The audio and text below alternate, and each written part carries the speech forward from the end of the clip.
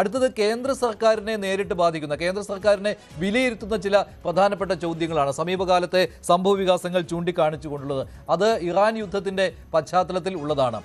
രാജ്യത്തെ ഇന്ധന പ്രതിസന്ധി പരിഹരിക്കുവാനായിട്ട് അത് കേന്ദ്ര സർക്കാരിന്റെ ഇടപെടൽ എത്രമാത്രം മികച്ചതായിരുന്നു, എങ്ങനെ കൈകാര്യം ചെയ്യാൻ, മികച്ചതായിട്ട് കൈകാര്യം ചെയ്യാൻ കേന്ദ്രത്തിന് കഴിഞ്ഞോ എന്നുള്ളതാണ്. അതിൽ മികച്ച രീതിയിൽ എന്നുള്ളത് 24.1% ആളുകളാണ് പറയുന്നത്. നല്ല രീതിയിൽ 11.7%. രണ്ടും കൂടി കൂട്ടുമ്പോൾ ഏകദേശം 36% റേറ്റിംഗ് വരികയാണ്. ശരാശരി 23.4. മോശം എന്ന് അഭിപ്രായപ്പെട്ടത് കേന്ദ്രത്തിന്റെ നടപടി മോശമെന്ന് പറയുന്നത് 21.9, വളരെ മോശം 14.4%, അഭിപ്രായമില്ലാത്ത 4.5%. സഹിത ഏകദേശം പോസിറ്റീവും നെഗറ്റീവും തുല്യമായിട്ട് വരികയാണല്ലോ. അതെ, ഏറെക്കുറെ തുല്യമായിട്ട് വരികയാണ്. മാത്രമല്ല, ഇതൊരല്പം പൊളിറ്റിക്കൽ ക്വസ്റ്റ്യൻ കൂടിയായി മാറുമോ കേരള സാഹചര്യത്തിൽ എന്ന പ്രത്യേകതയുമുണ്ട്. കാരണം കേന്ദ്ര സർക്കാരിൻ്റെ പ്രകടനം ഈ തെരഞ്ഞെടുപ്പിൽ, കേരളത്തിലെ ഒരു നിയമസഭാ തെരഞ്ഞെടുപ്പിൽ ഒരു ചോദ്യമായി ഉയർന്നു വരുമ്പോൾ സ്വാഭാവികമായും നമുക്കറിയാം അതിൽ ഒരു BJP അനുകൂലിക്കുന്നവർ മാത്രമാവാം ഒരു പൊളിറ്റിക്കൽ ക്വസ്റ്റ്യൻ ആൻസർ ചെയ്യുക, ബാക്കിയുള്ളവർ ജനറലി സംസാരിച്ചു പോവുകയായും ചെയ്യുക. മഞ്ജുഷ് സൂചിപ്പിച്ചതുപോലെ മികച്ചതും നല്ല രീതിയിൽ എന്ന കണക്ക് പറയുന്നവരും മോശവും വളരെ മോശവും പറയുന്നത് ഏറെ ഈക്വലാണ് എന്ന ഒരു സാഹചര്യം കൂടി ഇതിൽ വരുന്നുണ്ട്. അപ്പോൾ കേന്ദ്ര സർക്കാരിന് ഒരു പാസ് മാർക്ക് ഏറെക്കുറെ അതിൽ കിട്ടുന്നുണ്ട്. കാരണം ശരാശരി കണക്കിൽ 23.4% പേരുണ്ട്. അത് പകുതിയാക്കിയാൽ പോലും കേന്ദ്ര സർക്കാരിന് ആ രീതിയിൽ പാസ് മാർക്ക് വരുന്നുണ്ട്. ഒരു നിയമസഭാ തെരഞ്ഞെടുപ്പിൽ ഈ പശ്ചിമേഷ്യൻ സംഘർഷം ഒരു പ്രധാനപ്പെട്ട വിഷയമാകുമോ എന്ന ചോദ്യം സ്വാഭാവികമായും ഉണ്ടാകാം. ഒരുപക്ഷെ കേരളത്തിലെ BJPയെ അല്ലെങ്കിൽ BJPക്ക് വോട്ട് ചെയ്യുമ്പോൾ ഒരു ഘടകമായി ഇത് മാറാനുള്ള സാധ്യത ചെറുതല്ല.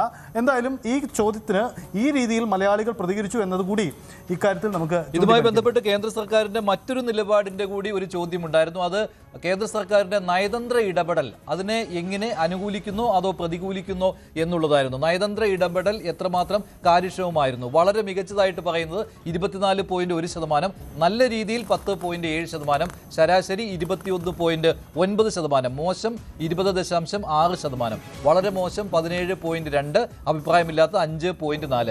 ഏകദേശം ഇന്ധന പ്രതിസന്ധി പരിഹരിക്കാൻ കേന്ദ്ര സർക്കാർ മികച്ചതായിരുന്നോ എന്നുള്ള ഉത്തരത്തിന് സമാനമായ രീതിയിൽ തന്നെയാണ്, ഏതാണ്ട് സമാനമാണ് ഇവിടെയും വന്നിരിക്കുന്നത്. വളരെ മികച്ചത് 24.1, നല്ല രീതിയിൽ 10.7, ഏകദേശം 35% അടുത്ത് നല്ലത് എന്ന രീതിയിലാണ്. മോശം എന്നുള്ളത് 37%. സഹിത ഇവിടെ കാണേണ്ടത് ആദ്യ ചോദ്യത്തിന്, അതായത് ഇന്ധന പ്രതിസന്ധി പരിഹരിക്കാൻ എന്നുള്ളതിൽ ഏകദേശം 36% അങ്ങോട്ടും ഇങ്ങോട്ടും എന്നുള്ളത് പറയാം. പക്ഷേ ഇവിടെ കുറച്ചുകൂടി ക്രിട്ടിക്കലാണല്ലോ. കേന്ദ്ര സർക്കാരിന്റെ നയതന്ത്ര ഇടപെടൽ ശരിയായില്ല എന്നതിനല്ലേ കൂടുതൽ മാർക്ക് വന്നിരിക്കുന്നത്? അതെ, സ്വാഭാവികമായും അങ്ങനെയാണ് വന്നത്. നമുക്ക് വേണമെങ്കിൽ അതിനെ സംസ്ഥാനത്ത് ഇപ്പോൾ അനുഭവപ്പെടുന്ന ഗ്യാസ് പ്രതിസന്ധി, പാചകവാതക ക്ഷാമവും അടുക്കളകളൊക്കെ നേരിടുന്ന പ്രതിസന്ധിയുമായി കൂട്ടി വായിക്കേണ്ടി വരും. അതിൻ്റെ ഒരു പ്രതിഫലനം ഒരുപക്ഷെ ഈ ചോദ്യത്തിൻ്റെ ഉത്തരമായി വന്നിട്ടുണ്ടാവാം. ആ ഒരു പ്രതികരണം തന്നെയാണ് ഇതിലുണ്ടാവുന്നത്. ഈ രണ്ട് ചോദ്യങ്ങളും, കേന്ദ്ര സർക്കാരുമായി ബന്ധപ്പെട്ട രണ്ട് ചോദ്യങ്ങളുടെ ഉത്തരത്തിൽ ആ ഒരു പ്രകടനം സ്വാഭാവികമായും കടന്നു വന്നിരിക്കാം. പിന്നെ കേരളത്തിലെ ഒരു തെരഞ്ഞെടുപ്പിലെ വലിയൊരു പൊളിറ്റിക്കൽ ക്വസ്റ്റ്യൻ അതല്ലാത്തത് കൊണ്ടാവാം ഒരുപക്ഷെ അത്ര ക്രിയാത്മകമായ ഒരു റെസ്പോൺസ് ആ ചോദ്യത്തോട് ഉണ്ടാവാത്തത് എന്ന് വേണമെങ്കിൽ നമുക്ക് കരുതാം. ഒരു കാര്യം വ്യക്തമാണ്, ഈ ഇന്ത്യയുടെ നയതന്ത്ര ഇടപെടൽ മോശമാണ് എന്ന് വിശ്വസിക്കുന്നവരാണ് ഈ കണക്കെടുപ്പിൽ കൂടുതൽ. ഇതിൽ തന്നെ മറ്റു ചില ഘടകങ്ങൾ കൂടിയുണ്ട്. മുതിർന്ന പൗരന്മാർ, അവർ കൂടുതലും ഇന്ത്യയുടെ ഇടപെടൽ നന്നായി എന്ന അഭിപ്രായം പ്രകടിപ്പിക്കുന്നവരാണ് കൂടുതൽ, ഏകദേശം 55% അങ്ങനെയാണ്. പക്ഷേ യുവാക്കൾക്കിടയിൽ കേന്ദ്രത്തിന്റെ നിലപാട് ശരിയായില്ല. അത് രണ്ടിലും, നയതന്ത്ര ഇടപെടലും അതുപോലെ തന്നെ ഇന്ധന പ്രതിസന്ധി പരിഹരിക്കുവാനുള്ള ഇടപെടലും, രണ്ടിലും ക്രിട്ടിക്കലായിട്ട് വിമർശനാത്മകമായി കാണുന്നത് ചെറുപ്പക്കാരാണ് എന്നത് ഈ സർവേയിൽ എടുത്തു പറയാവുന്നതാണ്. ശ്രീ മോഹൻ വർഗീസ് എങ്ങനെ കാണുന്നു? വളരെ ശ്രദ്ധേയമായ നിഗമനങ്ങളാണ് ഇവിടെ കാണുന്നത്. ഈ പാരാമീറ്റേഴ്സിൽ കാണുന്നത് ഈ കേന്ദ്ര സർക്കാരിനോട് ഈ മുട്ടം വിട്ട് നിൽക്കുന്ന രണ്ട് മുന്നണികളാണ് കേരളത്തിലുള്ളത്, UDF-ഉം LDF-ഉം. ഈ രണ്ട് മുന്നണികളും കൂടെ ചേർന്ന വോട്ട് ഷെയർ നോക്കുമ്പോൾ തന്നെ അതൊരു ഭീമമായ നമ്പറാണ്. ഒരു 84% വോട്ട് ഷെയർ ഉണ്ട് UDF LDF സംവിധാനങ്ങൾക്ക്. പഞ്ചായത്ത് തെരഞ്ഞെടുപ്പിനെ ഒരു ബെഞ്ച് മാർക്കായിട്ട് വെച്ചാൽ BJPക്ക് 15%. കഴിഞ്ഞ ലോക്സഭാ തെരഞ്ഞെടുപ്പാണ് ബെഞ്ച് മാർക്കെങ്കിൽ 20%. പക്ഷെ വളരെ മികച്ചതാണ് നരേന്ദ്രമോദി അല്ലെങ്കിൽ കേന്ദ്ര സർക്കാർ ഈ വിഷയം കൈകാര്യം ചെയ്തത്. നയതന്ത്ര പ്രതിസന്ധി ആയിക്കൊള്ളട്ടെ, എണ്ണ വില വർധനമായിക്കൊള്ളട്ടെ, ഇത് കൈകാര്യം ചെയ്തത് വളരെ മികച്ചത് എന്ന് 27% പേർ ഒരു എൻഡോഴ്സ്മെന്റ് നൽകുന്നത് ഭാരതീയ ജനതാ പാർട്ടിക്ക് ആശ്വാസകരമായ കാര്യം തന്നെയാണ്. ഉറപ്പായും അത് മാത്രമല്ല മികച്ചത് എന്ന് പറയുന്നവരുടെ എണ്ണവും വളരെ കൂടുതലാണ്.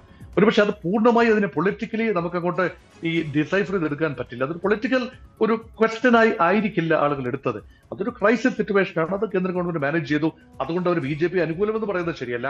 പക്ഷേ കേന്ദ്ര സർക്കാരിനോട് കഠിനമായ വിരോധമുള്ള രണ്ട് മുന്നണികളാണ് കേരളത്തിലെ മുന്നണികൾ, പ്രധാനപ്പെട്ട മുന്നണികൾ, UDF, LDF.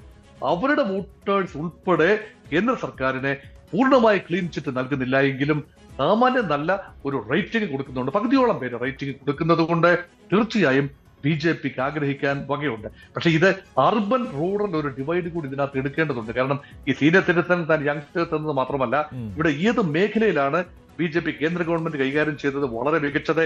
എനിക്ക് തോന്നുന്നത് ഒരുപക്ഷെ അർബൻ വോട്ടേഴ്സ് ആണ് പൊതുവെ അതിന് അനുകൂലമായി നിൽക്കുന്നത്. BJP ഒരു അർബൻ പാർട്ടിയാണ്. കേരളത്തിൽ ഉൾപ്പെടെ ഒരു അർബൻ മെട്രോപൊളിറ്റൻ പാർട്ടി എന്ന നിലയിലാണ് തിരുവനന്തപുരം നഗരത്തിൽ ഉൾപ്പെടെ ഒരുപക്ഷെ നല്ല റേറ്റിംഗ് ഉണ്ടായിരിക്കാൻ സാധ്യതയുണ്ട്.